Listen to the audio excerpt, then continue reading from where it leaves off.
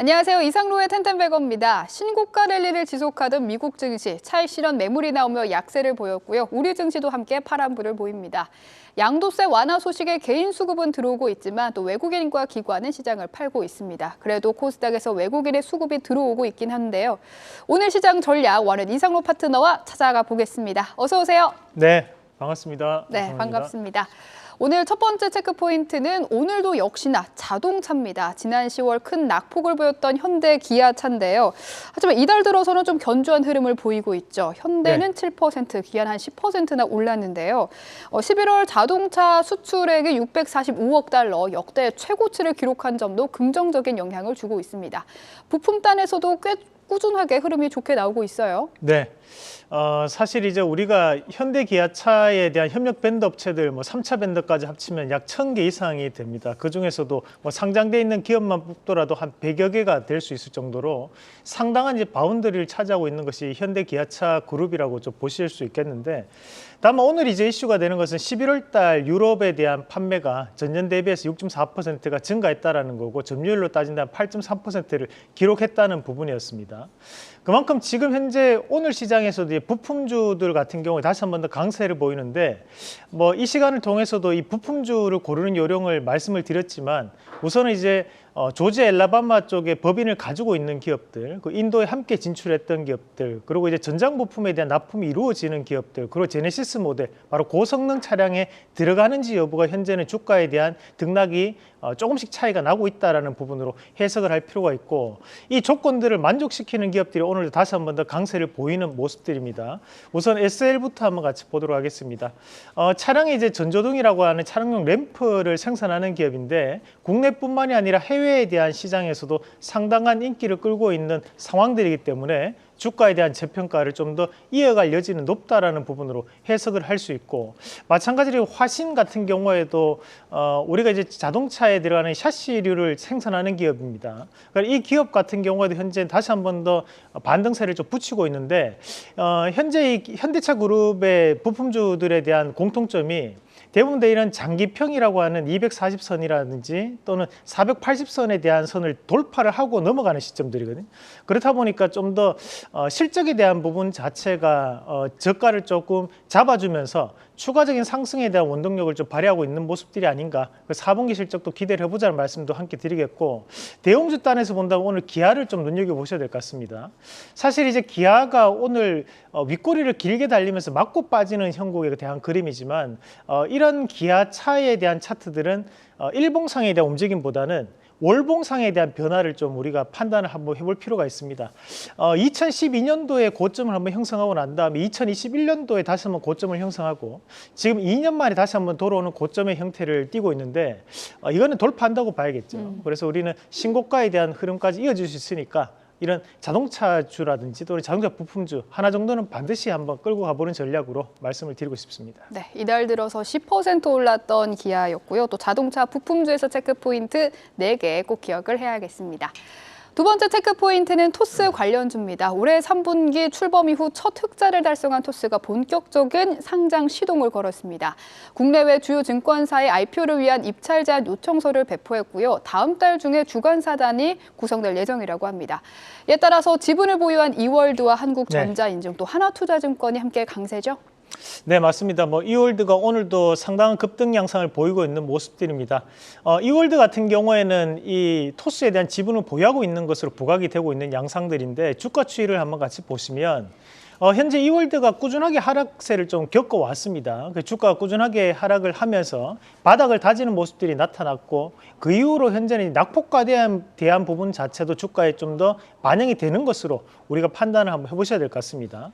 이틀 연속 급등이 나오고 있기 때문에 오늘은 일부 차익 매물도 함께 나오는 것으로 봐야 될 것 같고, 요즘은 이제 이렇게 단기 급등 이후에 조정폭도 꽤 크게 나타나는 형태를 많이들 보이는데, 제가 판단했을 때도 지금 당장 우리가 이 토스 관련된 이슈는 이어지더라도 가격적인 부분에서는 오늘 가격이 조금 부담스러울 수 있기 때문에 오히려 조정에 대한 부분 자체를 기다려보는 전략으로 말씀을 드리고 싶고, 마찬가지로 이제 두 가지 기업을 더 본다면 한국전자인증이라는 기업이 있습니다. 이 한국전자인증 같은 경우에는 토스에서 활용하는 본인 인증 서비스를 담당하고 있는 기업이 또 한국전자인증이다 보니까 그에 따른 관련된 기업들로 엮여 있고, 또 한 가지 기업을 더 말씀드린다면 우리가 이제 MBT라는 기업이 있습니다. MBT는 우리가 이제 네이버 웹툰에 대한 부분으로 잘 알려져 있는 회사인데, 지금 현재 이 토스에 대한 적립 포인트에 대한 개념과 시스템을 구축한 업체도 바로 이 MBT이기 때문에 다양도로 우리가 좀 더 본다면 이런 MBT에 대한 주가 추이를 좀 더 주목을 해봐야 되지 않을까라는 말씀을 드리면서 MBT에 대한 지금 주가는 여전히 긍정적인 구간으로 해석을 할 필요가 있겠습니다. 네, 좋습니다. 토스 관련주는 조금 조정 시에 매수를 하는 게 적절해 보인다는 코멘트 드렸습니다. 오늘 하락장 속에서도 화장품주들이 좀 빨간불을 켜고 있더라고요. 잉그로드랩을 대장으로 오르고 있던데 상승 이유가 어떻게 될까요? 네, 우리가 12월 달 대부분의 이런 소비업체들의 지금 현재 마케팅을 불러오는 것이 이제 홀리데이에 대한 스페셜 상품들을 많이 내놓고 있는데, 그에 따른 부분에서 이제 소비 모멘텀이 회복할 것이라는 기대감. 사실 이제 우리가 소비가 회복되었다는 통계 지표는 없습니다. 다만 소비가 회복될 것이라는 기대감이 주식시장을 이끌고 있는 양상으로 봐야 될 것 같고, 특히 이제 화장품주들 같은 경우에는 국내 매출이 아니라 최근에는 중국이라든지 일본 그리고 미국에서에 대한 매출 자체를 좀 더 부각하는 양상들이 많이 나타나고 있기 때문에 여기에 따른 기대감이 현재 주가에 대한 반등 모멘텀으로 활용된다라고 봐야 될 것 같습니다. 특히 오늘 시장에서 눈여겨볼 수 있는 기업이 이제 코스맥스 한번 같이 보도록 하겠습니다. 자, 이 코스맥스 같은 경우에는 크게 빠르게 변동폭을 주는 기업들은 아닙니다. 다만 이제 보시다시피 하단에서 기관에 대한 매수가 들어오면서 지금 현재 의미 있는 60일선을 돌파하는 그런 과정들이 나타나고 있기 때문에 다시 한 번 더 전고점에 대한 움직임을 기대해 볼 수 있는 자리라는 말씀도 함께 드리겠고, 추가적으로 본다면 이제 클리오라는 기업도 한번 같이 보도록 하겠습니다. 자, 클리오가 중국이라든지 일본의 색조 화장품 관련해 가지고 상당한 이슈가 되기도 했는데요.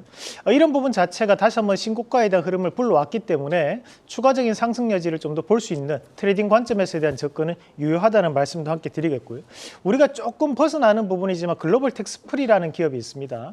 이 글로벌 텍스프리 같은 경우에는 텍스 리펀드라고 해서 우리가 이제 부가세를 환급해 주는 역할을 하는 기업인데, 이런 글로벌 텍스프리에 대한 움직임이 나타나고 있다는 것은 그만큼 입출국자들이 증가하고 있기 때문에 그에 따른 부분 자체에서 실적에 대한 개선 가능성이 있다라고 시장은 바라보고 있다고 보고, 글로벌 텍스프리에 대한 낙폭과대 이후에 반등도 기대해 볼 수 있는 자리, 그렇게 말씀드리겠습니다. 네, 좋습니다. 오늘 살펴볼 관련주는 비만 치료제 관련주입니다.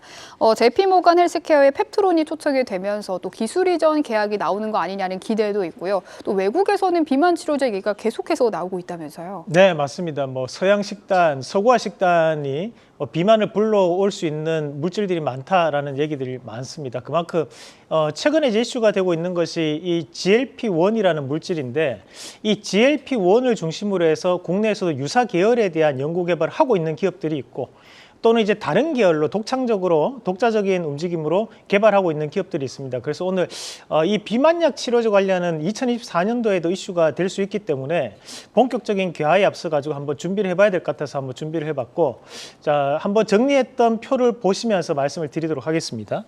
우선은 이제 GLP-1이 최근 들어 상당한 이슈가 되고 있고, 그에 따른 유사 계열에 대한 회사들이 한미약품이라든지 또는 이제 HLB 기업이 최근에 또 급등 양상이 좀 나오고 있는 것도 바로 이 비만약 치료제 관련 이슈인데, 동아ST라든지 또는 휴메덱스 같은 기업들, 그 한미약품은 우리가 이제 9월 10일 날 말씀을 드렸던 기업인데 이후에 현재 신고가를 앞두고 있는 상황입니다. 그만큼 좋은 움직임을 또 기대할 수 있는 자리라고 보고, 독자적인 부분으로 현재 비만약 치료제에 대한 연구 개발하고 있는 기업들이 대웅제약이라든지 LG화학, 유한양행이 있는데요.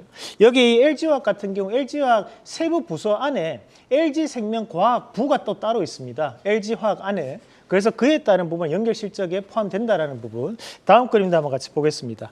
자, 기타적인 부분으로 우리가 테마성으로 움직이고 있는 종목군들 인베티지랩이라든지 또는 펩트론 같은 기업들도 확인해 볼 필요가 있다는 말씀도 드리겠습니다. 네, 오늘의 원픽 공개해 주시죠. 이 중에서 이제 한미약품을 다시 한 번 더 공략을 해보도록 하겠습니다. 앞서 말씀드렸다시피 9월 11일 날 저희가 이제 방송에서 이 한미약품 말씀드리고 난 다음에 주가에 대한 움직임이 상당히 좋았습니다. 하지만 아직까지 신고가를 넘어가는 모습을 보이지는 않고 있고 신고가 부근까지 왔던 상황들인데 과거에도 이 한미약품이 한번 주가를 추세적으로 뽑아낼 때는 상당한 시세가 나타났던 이력이 있습니다. 그만큼 이번에 2024년도를 앞두고 이 한미약품에 대한 추세 초입 과정에 들어왔다고 보고 이런 대형주들이 보면 추세 추종에 대한 형태를 많이 띠게 됩니다. 그래서 현재는 이제 추세에 대한 변화를 나타날 수 있는 과정에 들어왔고 그에 따른 단초가 될 수 있는 것이 바로 이런 GLP-1 같은 비만약 치료제에 대한 연구 개발이 아니겠느냐라는 부분으로 말씀을 드리면서 실적을 동반할 수 있는 기업이기 때문에 한미약품에 대해서 1차적인 목표가는 36만 5천 원, 그리고 손절가는 29만 5천 원 제시해 드리겠습니다.